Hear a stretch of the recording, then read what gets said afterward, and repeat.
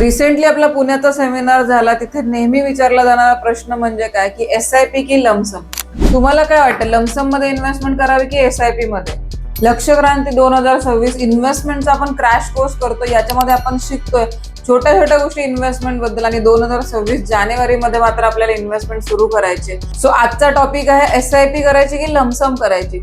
एकदम simple fund आहे. तुम्ही जर सॅलराईड आहात तर तुम्हाला SIP करायचे.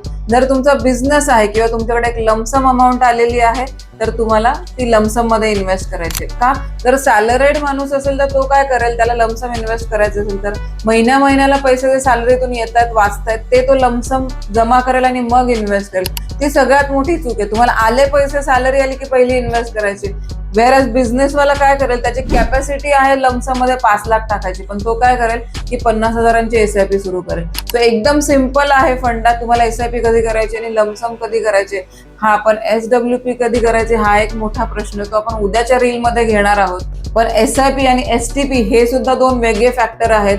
हे कधी इन्व्हेस्ट करायचे हे पुढच्या आपल्या सिरीज मध्ये करणार आहोत, पण त्यासाठी तुम्हाला फॉलो आपल्याला करणं गरजेचं आहे. सो आजचा तुम्हाला टास्क बघायचा आहे की तुमच्या सध्याच्या इन्व्हेस्टमेंटच्या पोर्टफोलिओमध्ये तुम्ही लमसम इन्व्हेस्ट केली की SIP केली आहे, आणि आत्ताच्या मार्केट सिनारिओमध्ये आपण SIP करू शकतो की लमसम. आणि पुढच्या काही अशाच इन्फॉर्मेटिव्ह व्हिडिओसाठी नक्की मला फॉलो करा. Thank you. Mutual fund investment are subject to market risk. Read all scheme related documents carefully. Past performance may or may not sustain in future.